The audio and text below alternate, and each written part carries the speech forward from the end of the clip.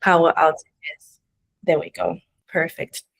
Hello, everyone, once again. Thank you for joining us today. I see so many familiar faces. I see Barbara and Gifty. Hi, Barbara and Gifty. Thanks for joining. So many familiar faces. My name is Justina Kanza. I am the founder and CEO of Granted Technologies, and we're an AI-powered platform that supports founders, nonprofits, creatives, businesses, and startups to connect to non-diluted funding, particularly grants, by helping you find the right matches, using AI to write your first draft so you save on time, and also helping with the entire life cycle of grant management. I'm so excited today to be joined by my team. I've got Ayomide in the chat, who's our marketing manager. So you might see her drop some comments in the chat, and she'll be helping us monitor the chat as time goes by. But beyond that, I'm very, very excited and honored to have Naren on the call with us for this particular session. Naren is a senior SR&ED partner, and so you'll hear SR&ED be thrown around a lot today. SR&ED simply means scientific research and experiential development funding, and Naren will break it down for us. What is it? Why does it matter? Why should you be looking into it? How can you leverage it to extend your runway?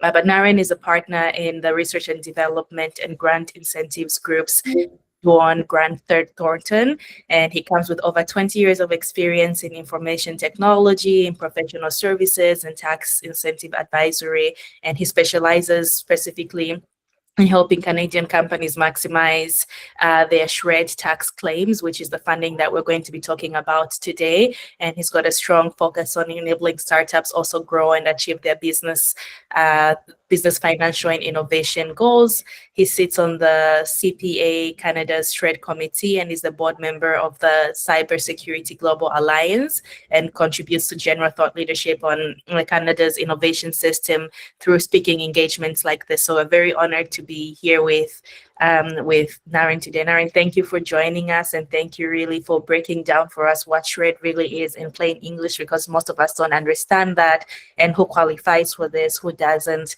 and what business expenses you can claim. So as Naren will be presenting, we'll try to keep it as interactive as possible. So if you have any chats, any comments, just drop them in the chat, and I'll be monitoring the chat, and we will have a Q&A session towards the end.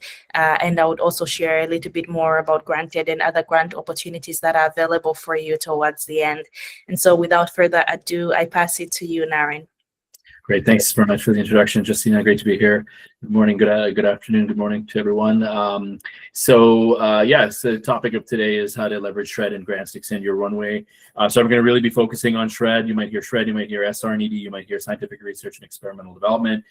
So it's all one and the same. Essentially, it's the largest tax incentive credit that is offered by the Canadian government to incentivize Canadian companies to perform R&D. So we're going to get into that discussion, and there will be a little bit of a tie-in to the grants and how SR&ED kind of works with other direct funding, other non-dilutive funding in the landscape of the funding, for Canadian companies in general. So I think everything is good in terms of the screen, Justina, and you can hear me okay?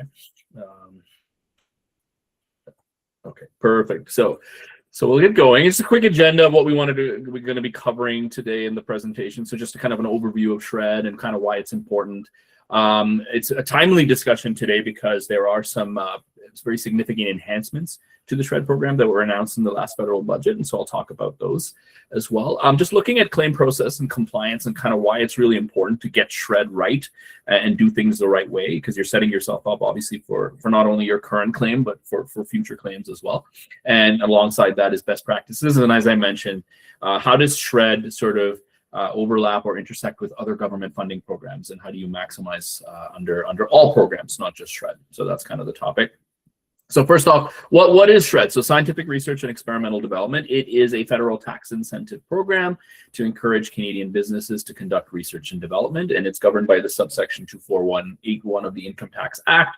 It is administered by the Canada Revenue Agency. So it is by far the largest tax credit of its kind. And it's actually, Canadian program stacks up quite favorably with other R&D programs globally. So we, our firm is a global firm, so we do get involved sometimes with other, collaboration with our other, counterparts in the US and the UK and Australia, and they have a lot of favorable programs. Canada's program is very, very good when you compare it to other programs. I just want to mention that as well.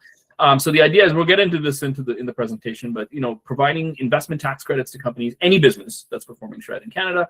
The deadline to claim is 18 months after your fiscal year end, so you want to be really careful that you're not missing out on SR&ED just because of timelines and things like that. And the ITCs, the tax credits, can be carried back 3 years, potentially forward 20 years.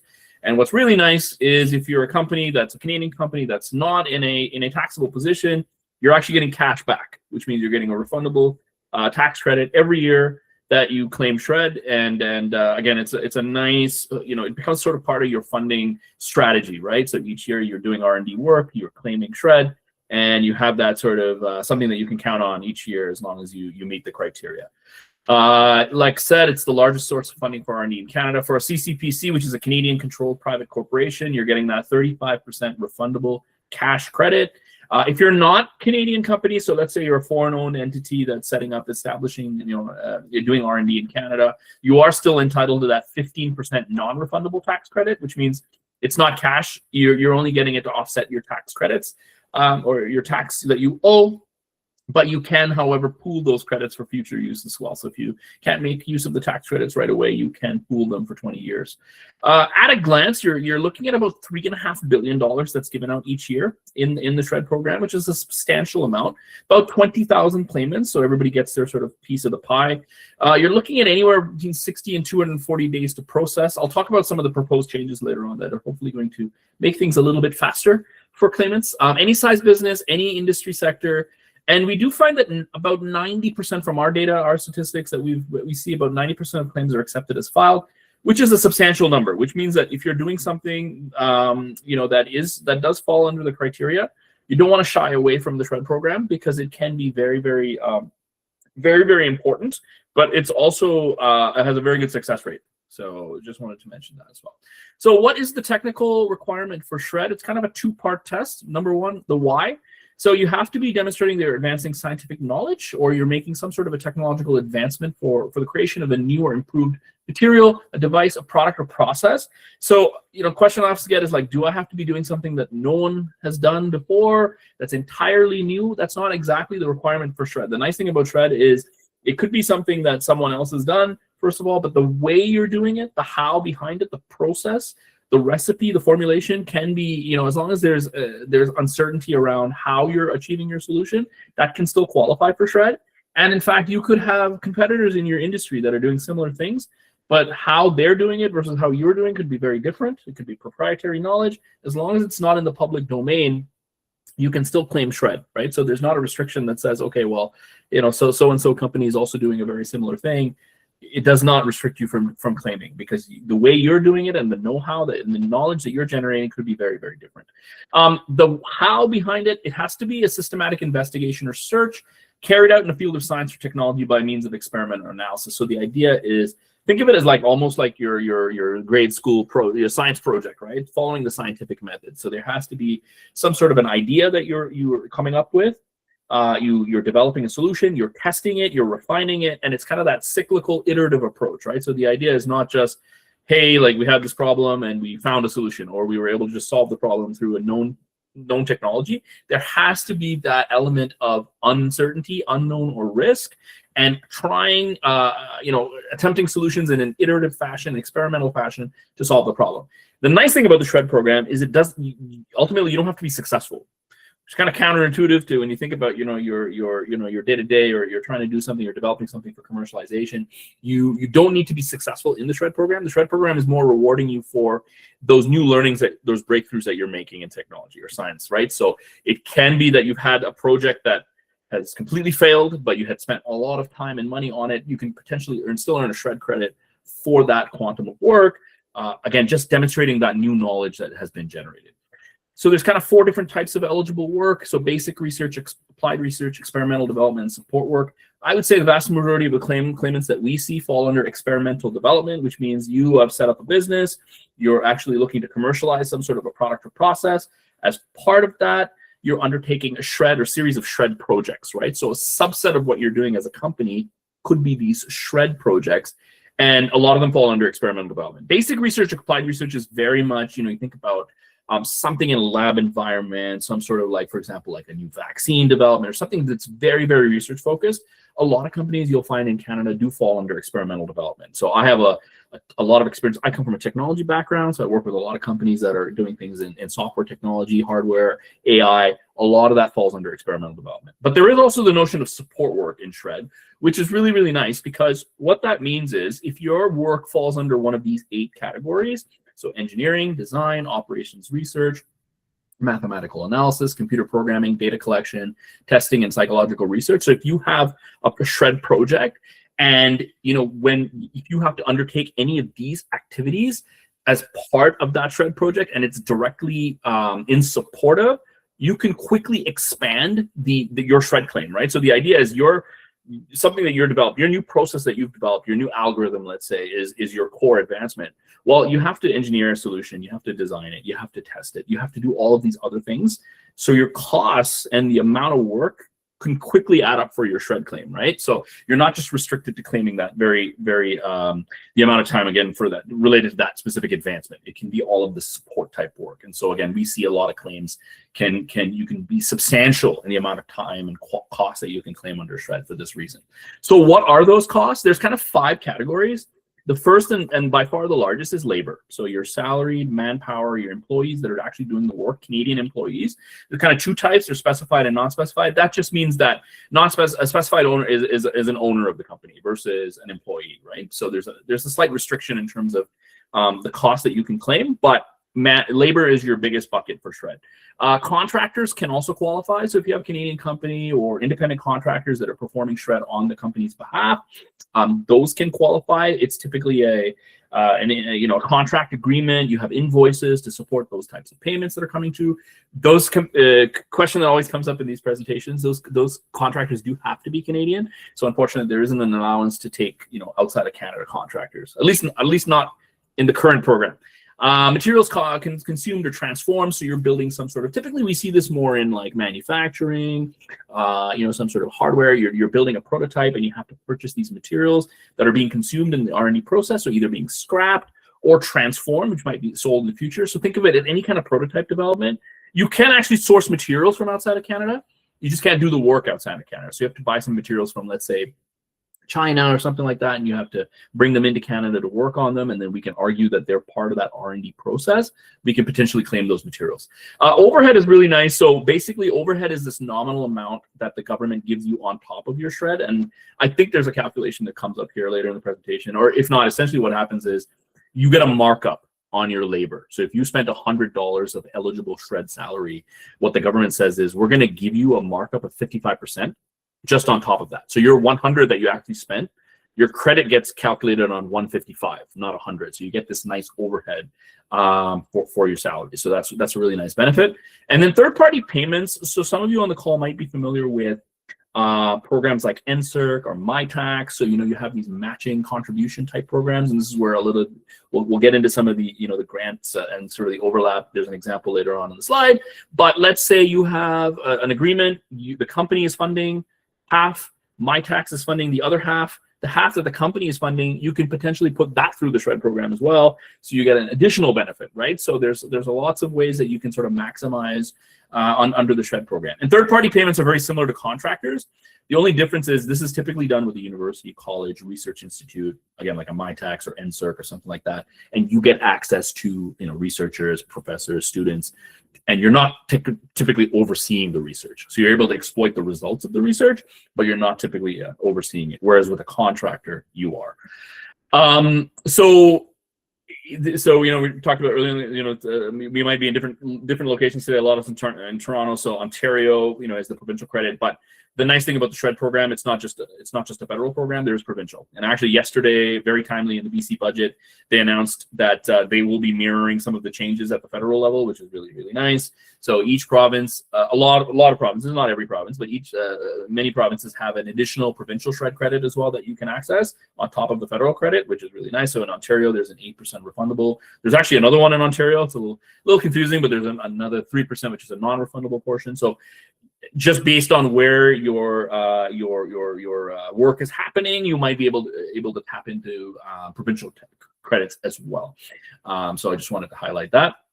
So I'm going to shift gears a little bit to some of the changes. So I've been in the program for almost 20 years, and what was just announced by the Liberal budget, the Liberal Party in the most recent budget, some very substantial changes to the SR&ED program, positive changes to enhance the program. And the idea is they do want to support entrepreneurs, and they want to expand the program and sort of modernize the program, I would say. So a lot of what we hear, and we were in consultation a couple of years ago around like how could the program be better to support Canadian entrepreneurs? And so these are some of the changes that were proposed that came out of that. So kind of three big areas of change. First, increased expenditure limit.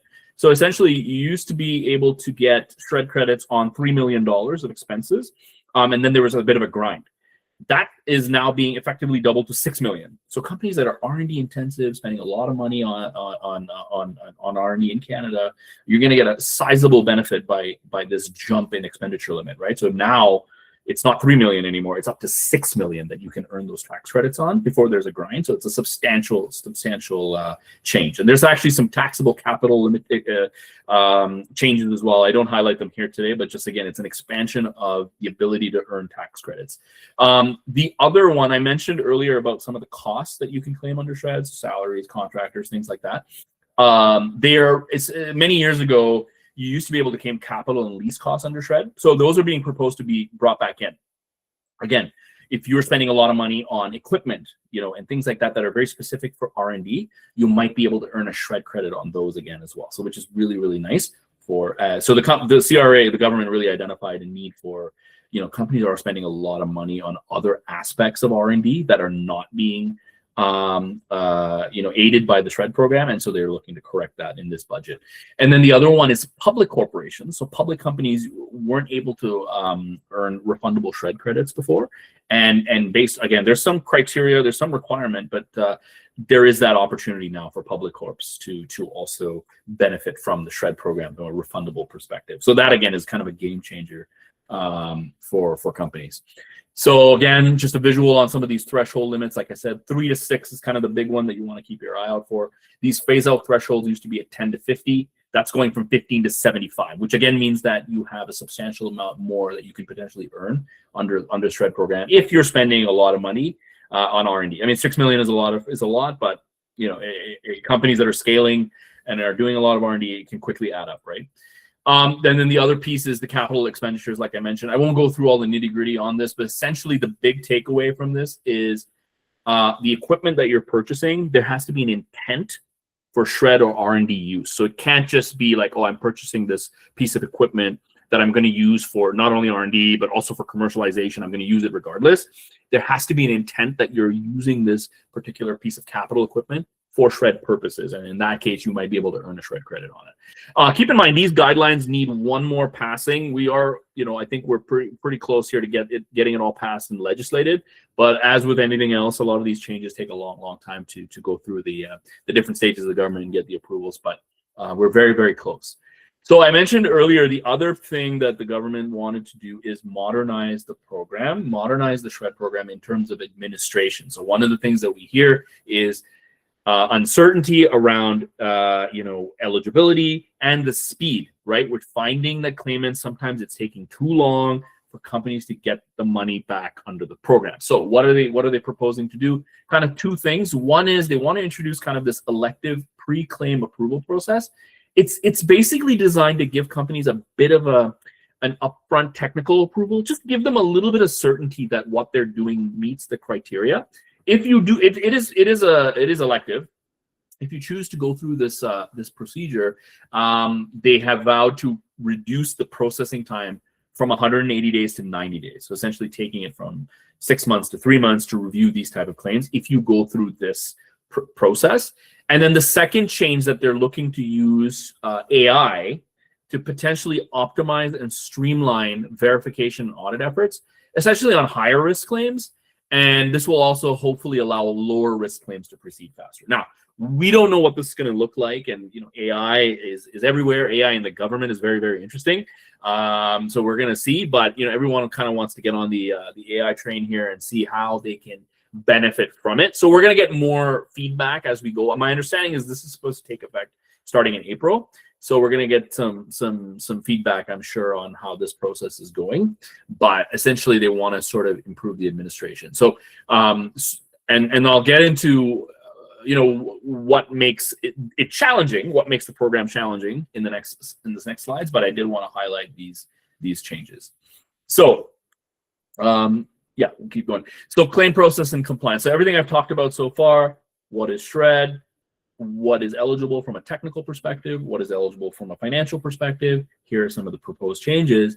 Now I'm going to kind of get into what makes it, why is it important to do things the right way in the SR&ED program. And then the reason for that is I always tell people, SR&ED program is great, it's nice if you do it properly. It's not free money, right? So the idea is, you in fact, you could be doing some really fantastic R&D, but if you don't present things the right way to the government, it's possible that they can deny your claim, right? They can review and say, hey, like we need to see more documentation, or we're not happy with how you track your projects, or we're not convinced that you actually did this work, right? So with the government, it's always about that trail, and being compliant is really, really important. So what is the process? First of all, the idea is for SR&ED, you want to identify projects that meet the criteria. SR&ED is a project-based tax credit, so it's not based on, well, here's my business, I'm looking for a credit on all of these things. No, it's on a project basis that you have to claim.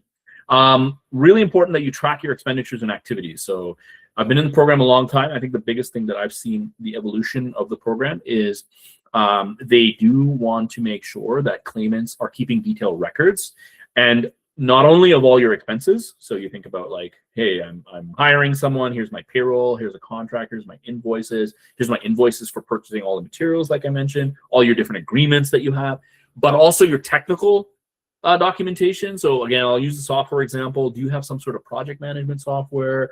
Do you use tools like Jira or Asana or GitHub, commit logs? There's all sorts of things, right? And nowadays it is easier, right? So I think that's part of the government's thinking is like you can't make the excuse that I don't have documentation, because there is a lot of tools available now for companies to use and leverage. And then once you've identified your projects and you're tracking, each year you can make a SR&ED claim with your corporate tax return. So there's a form called the T661. It goes alongside your tax return. And what you have to do in this T661 is there's two parts to it. There's a financial and a technical. So for the technical, you have to complete all your technical narratives, project descriptions. There's a very specific way you need to describe your work to the CRA. And then expenses is a lot of the cost, like I mentioned earlier. So like, what do you have for your claim? Is it your salaries, contractors, materials, third-party payments? And then your T661 is packaged up with your tax return, and it's filed to the government. And then you wait. Essentially, you wait to see what the government is going to do. And I'll talk about the CRA compliance trends in a second, but essentially they can decide, okay, yeah, like we do a bit of a risk screening, everything looks great, here's your money, right? That's the ideal outcome. However, they can also decide, okay, well, we want to review this claim, right? We want to review this claim a bit further. So what we are seeing is a bit of a trend. I would say a little bit more audit activity coming out of the last few years of COVID. What happened during COVID is they ended up, as they were setting up their systems and things like that, the government is always a bit slower to adopt technology and things like that, as you might be aware. So they were fast tracking some of the claims. We have seen they're trying to make an adjustment. They're trying to get back and review more claimants, make sure people again are being compliant under the program. So the other big change is they've kind of shifted to a virtual environment. So most of their reviews now are done over Microsoft Teams. And we do find still there are some lags. So once a company is selected for review in particular, sometimes, if a company gets accepted right away, sometimes it can be a few weeks, a couple months. if they decided to get reviewed, the process can take 6 months, sometimes up to a year, right? And so that can be pretty costly for startups, for companies that rely on the SR&ED credit, right? So that's part of the reason that they adopted that change, but it's something that you have to keep in mind. So if you don't do the SR&ED claim the right way, you run the risk of, first of all, the claim being denied or cost being disallowed, but you also run the risk of a longer processing time. So that's something that we don't want to see with claimants. So what are some ways to get around it? Again, keeping these real-time logs, hypotheses, timestamp notes is really important. If you don't have that evidence, you can face increased scrutiny from the CRA. And the real important point is, let's say you're doing a claim for this year and it doesn't go well with CRA and you want to do another claim, the chances are they're going to come back and see you, right? So if you've had a rough kind of go with the CRA once, the likelihood is, again, they'll want to come back out. And so you're sort of jeopardizing your future SR&ED claims as well if you have one that kind of goes south. So it is something that you want to keep being mindful of. And again, record keeping with CRA standards. I would say, like, the CRA doesn't say, well, you need to have these exact things, to qualify. What they do is categories, right? So do you have something for time tracking? Do you have something for evidence of your technical work? There's different types of tools, things around your design. So there's kind of categories, and when you submit your claim, you don't submit all your documentation. So you submit the forms, like I mentioned, but if they do decide to review you, they can ask for samples of your documentation. So you want to make sure you have everything in the right place. So if there's kind of 3 takeaways that I would want to highlight for everybody: technical logs, make sure you have all of that. So again, records, hypotheses, experiments, iterations, really, really important. Number 2, financial transparency. So here's the thing. So you could have great work, great records on the technical side. CRA loves what you're doing.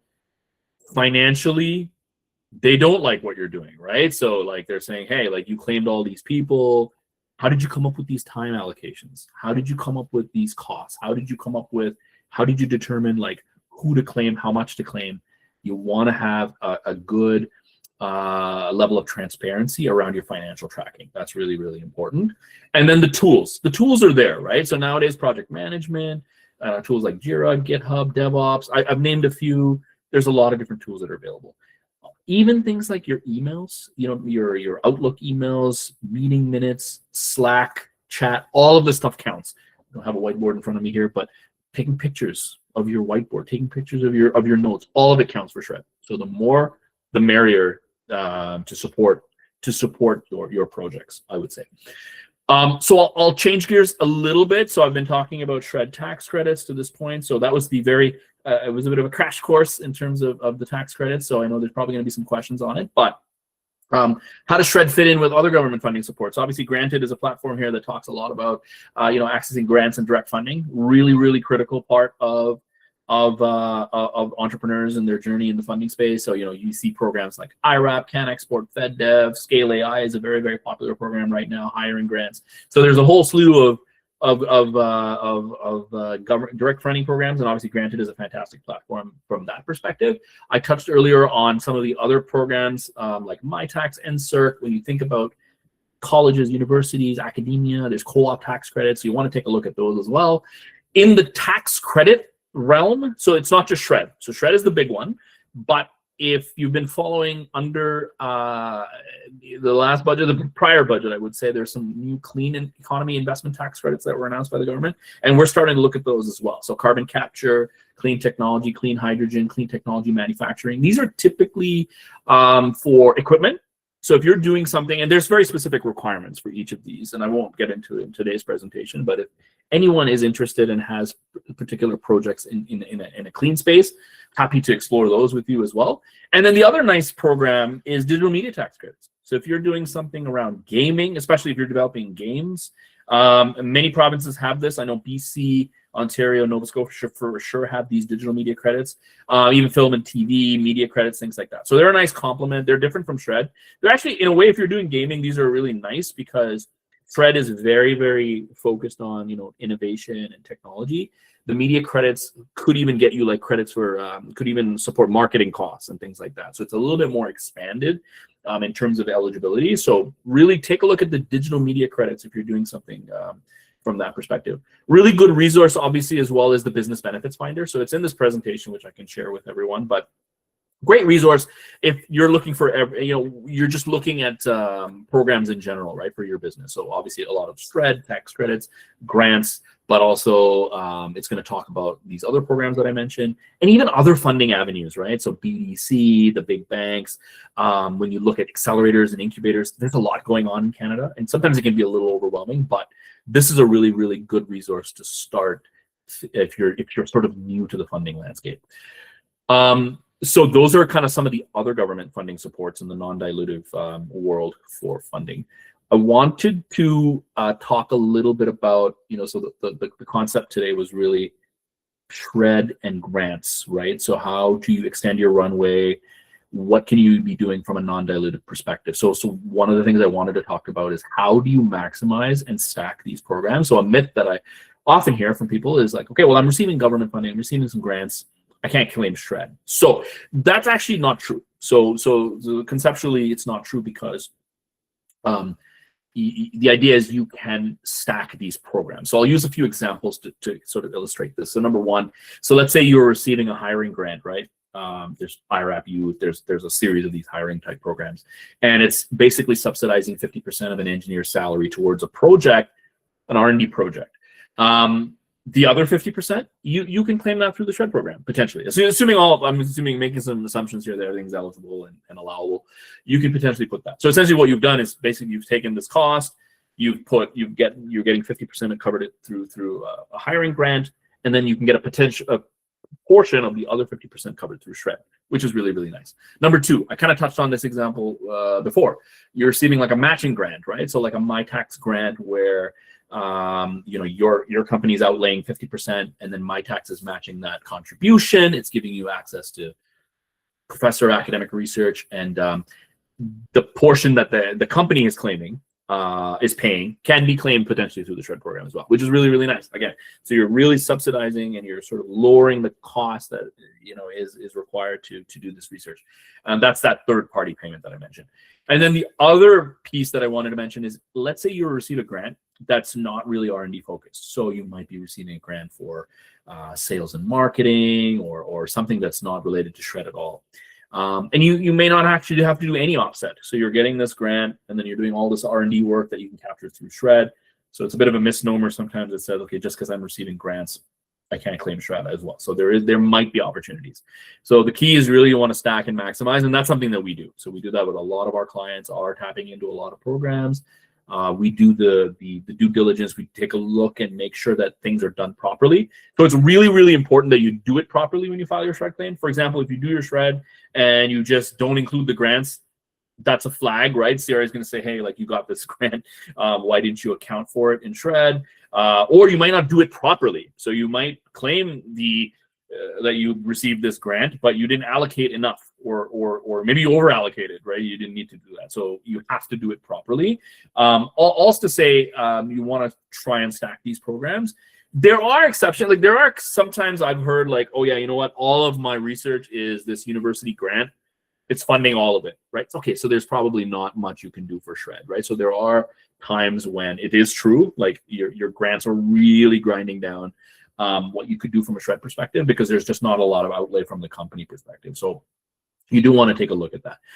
However, grants eventually do run out, right? So what I've seen in companies that are sometimes in their first, second year, third year, they're getting some good grant funding. After a while, the grants are not there anymore. And then you want, your SR&ED claims could go up quite substantially. So something to keep in mind. So how do we help just in terms of our group? Again, everything that I talked about, eligibility assessment, do you qualify for SR&ED? Do your costs qualify? Process development. So we essentially help develop processes that you can reliably claim on an annual basis in a compliant and efficient manner. Compliant is really, really important.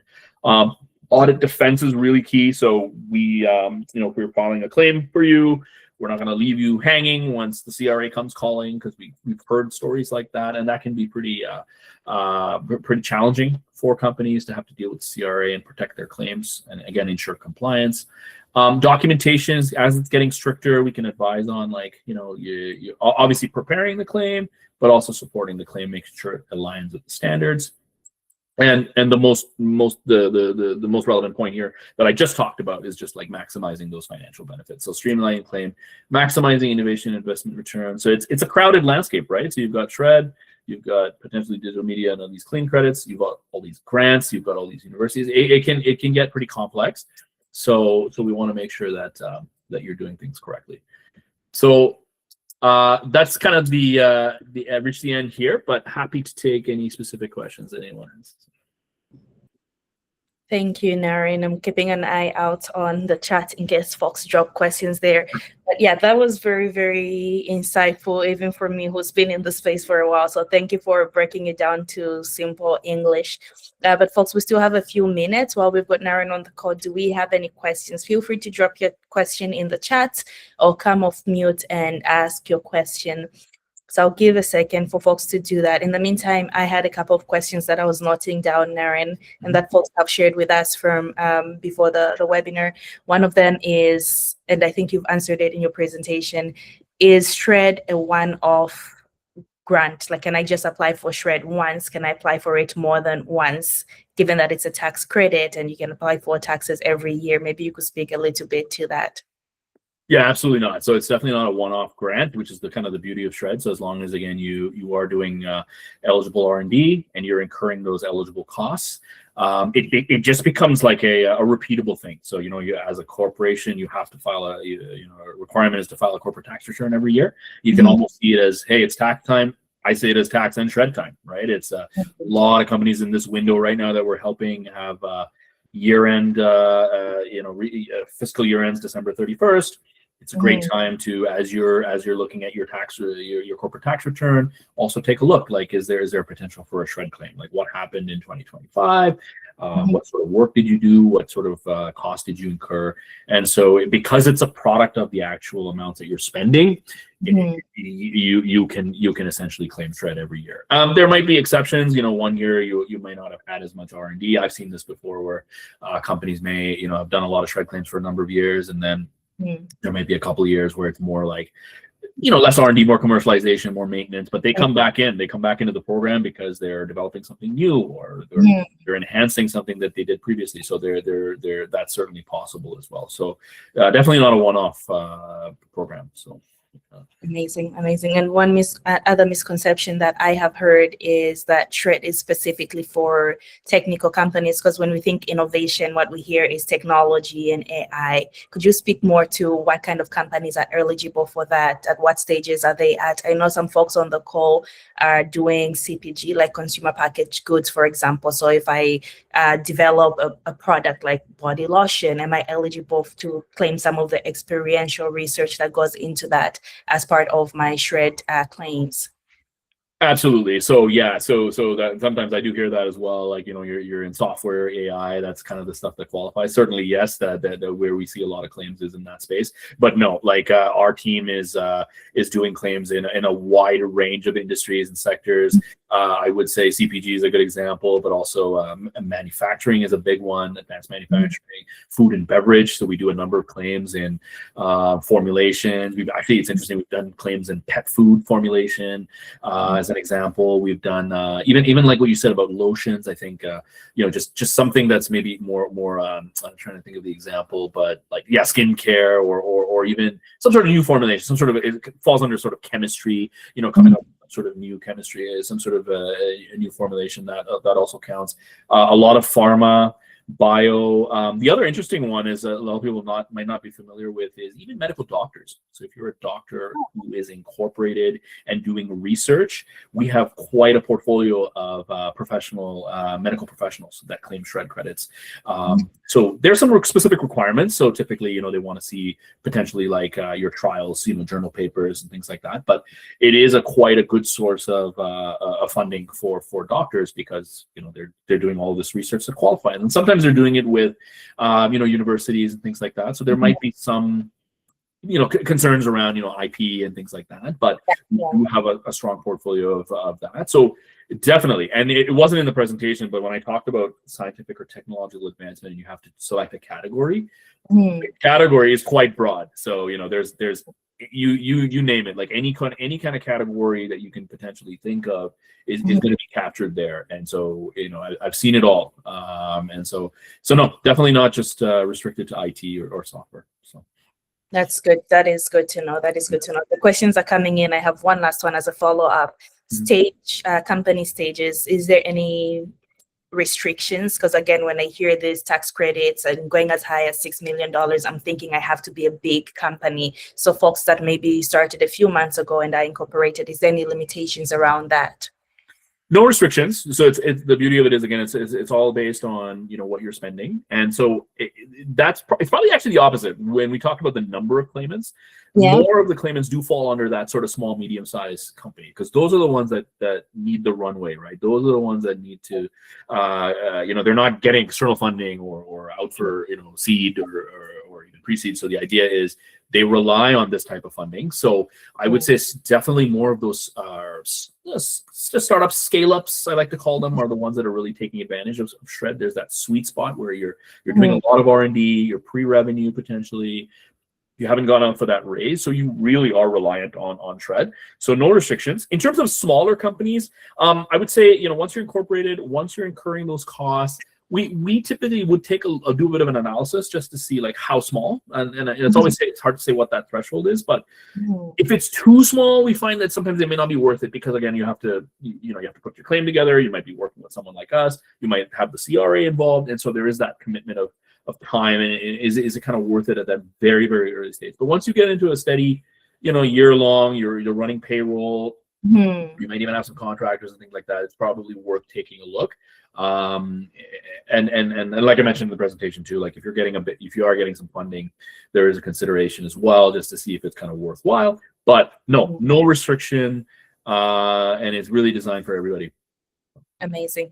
Thanks for that clarification, because I do know a few folks on this call and in our ecosystem are very early stage, small, medium-sized enterprises. So I have a question in the chat, but before my question, I'm just going to say to the audience here, feel free to drop your questions here. And if you have a specific project that you have in mind that you want to get Naren's expertise on, whether it is eligible or at the very least just start those conversations, feel free to drop that in here while we've got Naren. Naren is an expert with 20 years of experience. We're not going to get him here again, so let's take advantage while he's on the call. But Tawanda asks, as startups, we have documentation, financial controls, and track record constraints. Will this make an early startup ineligible until we mature? Can you elaborate on this?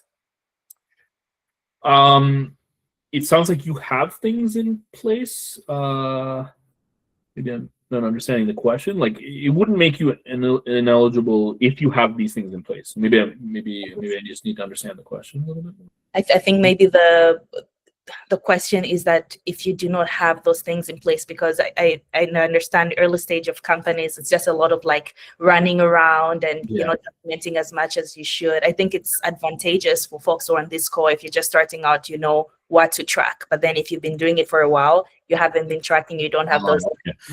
Where do you go from there? I understand. Like if you're doing the work and you're incurring the costs, those are really important. Now, if you're have been not as diligent on tracking and things like that, I still think there's an opportunity to claim. Where we would have to take a look is, can we sort of help you justify those costs in some other way, right? So you may not have ideal systems in place.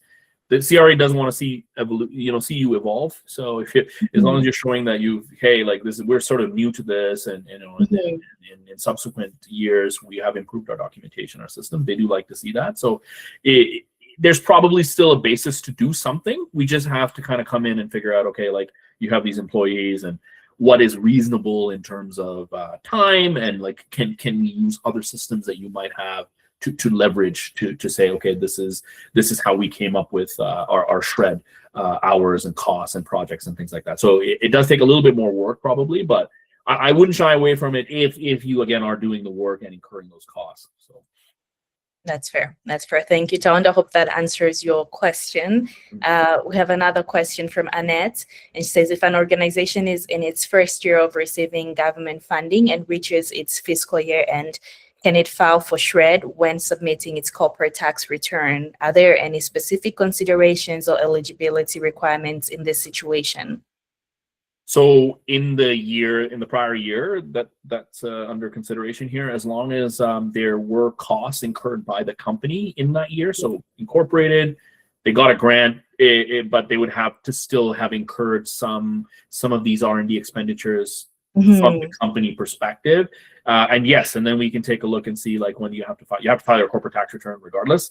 You can't not do that. But yeah, in tandem with that, we would take a look and see like, okay, you got this grant, but what other costs were potentially flowing through, and is there a basis for a claim? So it is possible. It just depends on like what happened in the year. So absolutely. And a couple of follow-ups to that while folks type their questions here is one, I think we should have clarified at the beginning, what kind of corporation is eligible for SR&ED? Non-profits, for example, eligible for SR&ED, or is it just for profits? What's the cadence there, if you will? Yeah, not-for-profit doesn't work. So it has to be for-profit corporation, and that's actually a good point. So there are other structures like partnerships and sole proprietor. You want to be incorporated to fully take advantage of SR&ED. I think I had this question come up in another presentation around like setting up as a partnership. You can do it. You're just not going to get that refundable tax credit benefit. It's going to more be that lower rate. You're not treated as like that CCPC, which is a Canadian controlled private corporation. That's the best return. So you're getting that highest rate. You're getting refundable credit. So and again, yeah, not-for-profit doesn't work. So that's kind of the structure you want to be set up as a for-profit corporation. Sounds good. Sounds good. And then my last question, I feel like I'm the one asking questions here because no one is taking advantage, but these are questions that have been coming up in conversations with founders. So I am a mouthpiece of the community. How about in a situation where you got a grant, but it was like a hiring grant, a reimbursement grant in the previous fiscal. So for example, you paid out of pocket and this funder reimbursed you. Can you claim that on SR&ED? Will that be considered double dipping, especially if that funder is private versus a public hiring grant? Yeah, it's a good question. So kind of like the example that I touched on. So we'd have to take a look at the source of the funding. It does it again directly offset, like I'm assuming like it's an R&D project and it's an overlap on that. And then external private investment is fine. We don't have to worry about that. It's more anything that's government grant, not just government. So any other form of it's what we call assistance. So essentially, if you're getting some sort of a payment that it's not a loan, right? It's something that you're given. We potentially might have to do something. The treatment gets a little tricky too sometimes because I hear sometimes founders say, okay, well, I got a portion this year. I signed an agreement, but I didn't get all the money to next year. So we have to do a bit of a proration just to say, okay, like when did you receive what and what do we have to offset when? So it sometimes gets a little, we do it all the time, but sometimes we have to kind of manage like when you actually got the funding and when did you actually incur the cost and do that kind of mapping. But you can't, the rule of thumb is you can't double dip on Absolutely. No, thanks for that clarification. Yeah, it sounds like and I'm very appreciative to groups like yours that are supporting this process because it is highly technical and quite complicated, especially when you get multiple audits over and over again. And I think I'll take one more question that's from Tawanda here. It says, what are the minimum must-have record CRA expects for SR&ED to be credible, even for very early startups? Yeah, so at the very least, you can't have nothing.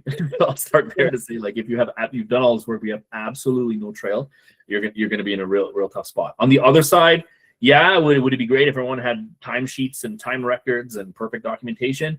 Yes, CRA would love that. Is it always realistic? No, right? Especially in a startup, you're not going to get all your founders. You may have a very small team, so not everyone is going to be doing timesheets.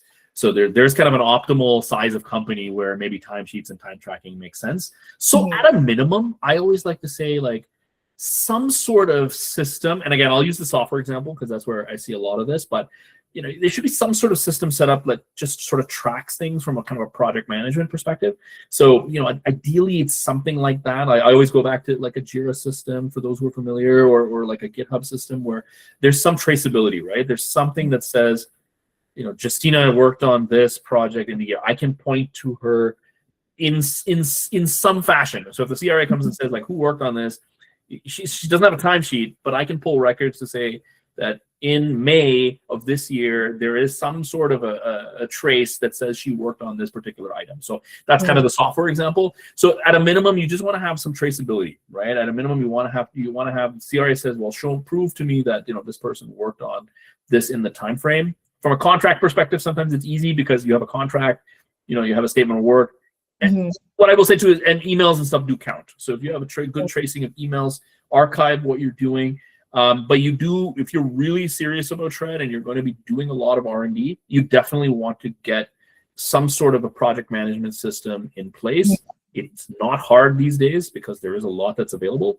And the CRA is not picky to say, okay, well, you have to use this particular system as long as it's something that, you can help, provide a trace or justification. You should be okay. So it's not the easiest question to answer just because it's kind of dependent on each company and industry, but that's kind of the general idea, I would say. Thank you for that clarification. I think you bring up a good question. There's more questions coming up now, which I love. You bring up a good point around, like, if Justina worked on this project and then you can point to it. I find that a lot of early stage startups in particular, we are working on equity, like there's no like direct salaries tied, but our time can be quantified. Is that something that we can claim on with SR&ED? What does that look like? Or is SR&ED strictly reimbursement for salaries paid, or can the labor be quantified? So yes, you will have to have some sort of compensation tied to the work, and ideally salary. So that's the first thing I will say. We do sometimes get questions like, can founders be paid as a contractor? Sometimes they set up their own company and they consult. We have to be careful there too. I will say that because there's arm's length rules around like earning tax credits as a party that's related. With that being said, like if you're a founder, and I do get this question sometimes, I have seen this, like a founder, you've been working kind of sweat equity, you've been working the full year, you're heavily into R&D, you've been tracking all your time, but you just don't have, you haven't really paid yourself. We have seen some startups, there's some tax, there's some strategy around at the end of the year. What you could do is, if it's feasible, you could say, okay, well, now I can pay myself a nominal amount that reflects, you didn't run a payroll for the year, but there's something that we can do at the end of the year that says, okay, here's an amount that I can pay myself for this work. The government's not strict on that, especially for an early stage startup, but there's tax considerations around that, right? You have to generate a T4, which means you're going to have to CPP, EI, and getting into some of the tax, considerations here, but there's some potential tax payment that would have to be made to kind of generate that salary for the year. So there's things that can be done. It's not always ideal. Like ideally, you're getting into that sort of payroll throughout the year. But if you absolutely are looking at SR&ED and you are able to do something like that, it's possible. So even if it means a little bit of like money movement, where at the end of the year you get your own funds, put it into the company's fund to pay yourself, and then get reimbursed. Like even in that sense. Yeah, and we have our tax experts here that can help at the firm. But the idea is there's a potentially like, it could have impact on your personal tax situation. There could be an outlay of like, because you haven't been doing the CPBEI type payments, the name slipping me right now in terms of what you have to do in terms of the payroll considerations. But yeah, it is possible. So like what your strategy that you mentioned is possible. Okay, that is good to know. That is good to know. I think as early stage founders, we're always like, we're not paying ourselves, but we're always looking for ways to maximize and work around and within the system. Okay, a couple of other questions from Angel here. We've got, does having other funding, e.g. IRAP, help from scientific validation perspective? I would say yes. I would say that companies that are doing IRAP or other grants that have also done SR&ED, usually that's a good indicator that you have something that is innovative, because IRAP is an innovation grant, and SR&ED is an innovation tax credit. So there's overlap. They're different programs. IRAP tends to be a bit more expansive in terms of like, your business and commercialization, and SR&ED is a little bit more narrow in terms of like the scientific and technological aspects. But from what I've seen, my experience, yeah. So founders that are there sometimes is a good, overlap between them. So like if you're getting a grant for IRAP, I'll say, yeah, you should look at SR&ED, because like you're probably doing something that could fit under SR&ED. So it's the same thing like patents or trademarks and stuff like that. You have to have a patent for SR&ED? No, but if you do, it's a good sign from a shred perspective that you're doing something that probably fits. So yes, I would say it's a good indicator. Thank you. Thank you. And I see two more questions. One from Ian. GitHub is a good point, as Jira is not always realistic for small teams. But what about private repositories on GitHub? Like if your project repo is private, what does that look like? Are you supposed to maybe upload, like export it or make it public for a certain little while shred is being assessed? Yeah, it could work as long as they're in that traceability. So what I've seen in CRA audits is sometimes they'll say, okay, well, they like GitHub. Can you show me an extract, right? Being able to reproduce it is important. So, again, it goes back to the point of like, okay, I'd like to know like the Justina worked on this. Can I pull a GitHub with her records, right? So there needs to be that traceability. If it's just like we ran into one situation like that where a founder they were trying to claim somebody. Mm-hmm. For whatever reason, maybe they were more in a support capacity, they didn't have a lot of support for them in the GitHub, so we had to use other means of supporting. So I think, being as long as you're able to access it when the CRA requires it. So sometimes we run into issues of like with private or like it's gone, it's archived, they're not able to access that. Then you do run into the two issues as well. The other point I will make is the way the program is administered, it's not like AI, it's not robots, it's humans. So sometimes it's kind of like who you get, right? Like the technical advisor that you get at the CRA side, sometimes they're a bit more lenient, sometimes tends to be a bit more strict. So there is that human element to this. Luckily for us, we have some good relationships with many of the folks who've dealt with some of the auditors before, so we can bring that experience to our clients as well. But just keep that in mind as well. So like something that might work for one person may not work for another. So it's just the nature of the administration of the program. Absolutely.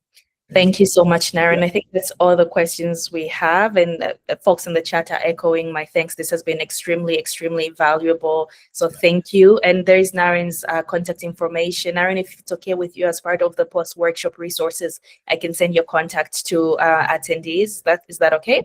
Yeah, absolutely. And I'm happy to even share this deck if you'd like.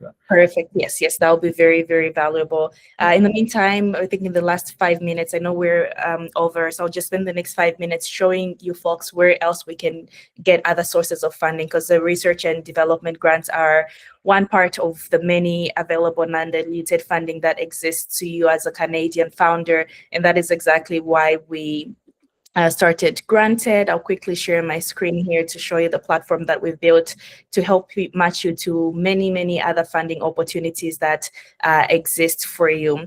And so with the platform, once you're logged in here, you should be able to complete your profile here. And we have the ability to capture all your information, including your organization's details, your organization's legal name, and all this information that helps us understand the broader context of your organization so we can match you to funding. So this is an example of, this is actually my nonprofit, and you're able to select whether you're applying as an individual or as an organization, because sometimes you're just a solo founder, or you're just a researcher, or you're just a solo artist, and there is funding available for you. And if you're working as a nonprofit, for example, or as an organization and as a team, you're actually able to invite multiple colleagues to be part of a team with you so that you can collaborate on these grant applications.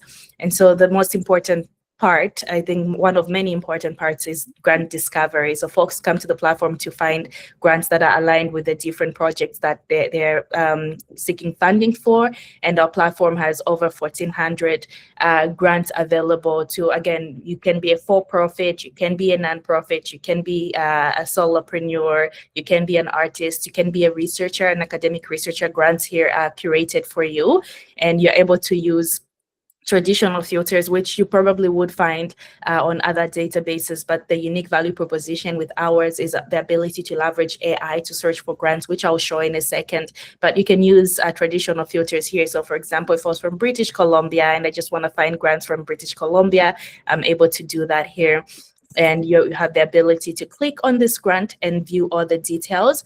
And you also have AI compatibility analysis, where we'll give you a match percentage how well are you aligned and eligible for that grant, so that you're not spending time applying for grants that you're not really eligible for based on what the funder is looking for. You can quickly save your grants so that you can track them and come back to your saved grants later. You can share your grants easily, whether it's with a colleague or on socials, if you just wanted to share resources with your community. And here you also have the ability to visit the grant website, which takes you directly to the funder portal, which is where you will be submitting your application, which is where the funder has all this information around what they are looking for. And once you're ready and you decide that you want to apply for this grant, you can very easily click apply with AI assistant and select which project you want to get funded. But I'll get to this in a little bit. So in addition to just discovering all grants, we also have our AI search, which is essentially like our embedded Google. Essentially, you're able to use natural language, describe what you're looking for, and get an output. So for example, I could say I'm looking for grants for Black businesses. And so I'll just type that in, and then it would spew out a response for me based on that particular search. And so this helps when you don't have the time to like scour through 1,500 grants to find one that fits you. Just describe what you're looking for, and then something will be recommended for you. We also have these recommended grants, and this is not really using AI, it's just using the tags based on what you've put on your profile and what the funders have. These are the grants that we feel are a match for you, and they're all added here. So you can, again, simply save them. You can also compare grants side by side so that you see which one you want to put your energy towards. So for example, we've got 3 grants that we've selected to compare, and I've seen these 2 grants are medium complexity. This one is high. So this gives me a better idea of when of which one to put my energy into. You also have finally the ability to explore funders, because it's one thing to find a grant, but the funders that are giving out those grants most likely have many other grants that they have. So for example, we've got this Council for the Arts. So if we go to this funder, I think I should switch my account for better visibility here. Give me 1 second. Okay, just gonna stop sharing my screen so that I can fix this little.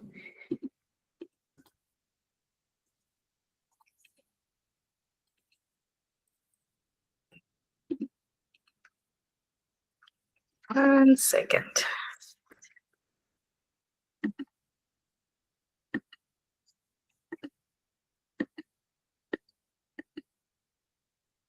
Perfect. Okay, we are back. Yes, and we were discovering funders. To give an example here, let's find the funders. So the Council for the Arts as an example. So you can see here that they've got 24 grants that you wouldn't have otherwise known that this funder has, right? So you're able to select the different funding type, whether it's a grant or a prize, and the different complexities and amount ranges. And this allows you to really discover many other opportunities, like the hidden grant opportunities, as some folks call them. In addition to this, when you're searching for funders, we've made it so that our premium users can also request insights.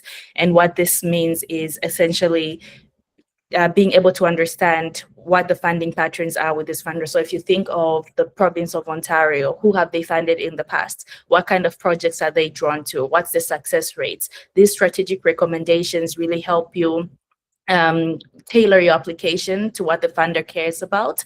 And so we're able to generate a report for you based on your organization, and even deliver custom recommendations for your application based on your organization, as well as the what the funder is looking for. So this is, again, one of many ways that you can find grants, and you're able to track them. Earlier we had the grants that we had saved, so you can see all the grants that you had saved. You can add notes around why you saved that particular grant. So maybe this is for my rural entrepreneurship project, so that you always have that. Again, the auditing and the documentation that we've talked about that is even valuable in SR&ED is valuable in your grant management in general. So this is just a highlight of what the platform does, and you're also able to view applications here. And I think I had shown, I'm gonna switch portals to give a better understanding of this. I'd shown an example of some of the projects that I had created. So our platform allows you to leverage our AI to create projects in 3 ways. So you can use a manual creation. So if you've got a project that you've been working on, you've got documentation for that project, you can see that easily here. But you can also use AI powered from ideas. So if you've got just some rough notes around what kind of project you would like. So for example, I'm interested in doing a project for Black youths in Jen and Finch. Using those rough notes, our AI will create a project for you and distribute it into the relevant fields. And we also have the opportunity to do grant-based creation. And what this means essentially is we've got 2 data points. We've got a grant that you think you're eligible for or you would like to explore. And we've got what the funder is looking for with that grant. And also we've got the data point of what your organization does high level. Using those data points, our AI will generate a project for you that aligns with what the funder has mentioned they're looking for through that grant, and also what your organization does. So we'll create a tailored project for you. And this is an example of one of the projects. These are projects that have actually gotten funded in the past. So this is what it looks like when you're creating a project. And as you're doing that, you can refine with AI. You can also use microphone and just talk about your projects, because sometimes we're better at speaking about the things we're passionate about than writing about them. And once that is done and dusted, we've got a complete project here. And we also have grants that will be recommended specifically for that project. And you can also view applications that are in process for that project, and you can save all your documents. And so with that example I had given to apply with our AI assistant, I'll give this example of this grant, the Story Hive. So I would view this grant and find that it's a match. Maybe I've saved it, and then I'm ready to apply with my AI assistant, and I'll select one of the projects that's ready for me to start my application on, and I would start my application there. And so when I go back to my apply page, I would see the application in draft, and our team does the job of bringing the application questions onto this platform so you can easily autofill. And this is an example of a grant whose application questions are here, and you can generate your responses with our AI. So based on your project details and your organization's details, you're not starting from scratch. Our AI will create a draft for you. And once those application questions are filled and ready, what you have now is a reviewed grant portal that looks like this, where you can export all the filled application questions as documents or as PDF. And you can also simply copy and paste these responses into the funder portal. So this is what the platform looks like as of today. But yeah, this is what we built to really help you manage the entire life cycle of finding grants, applying for those grants, managing the grants so you never miss a deadline. And coming soon is also the ability to report on those grants, because as Naren has shared, a huge part of getting funding, especially consistently from the same funder, is the ability to report on the funding in a way that's coherent and the way that it's like well audited and you've tracked those documentation. And so we're building the software and the technology for it. I think I will stop right there for now. And I think Ayomide must have put in the chat a link to get started. You get a complimentary 14-day trial to explore the platform. And and our emails will also be attached in case you want to jump on calls and get support to onboard on the platform, as well as connect with Naren on grants beyond the regular grants on SR&ED and the tax credits and claims. I will stop here and stop sharing my screen. If we have any questions, do we have any questions from folks? Okay, thank you. I will stop recording and call it a day at this point. Thank you everyone for joining. I hope this was as valuable to you as it was to me. And Naren, I cannot thank you enough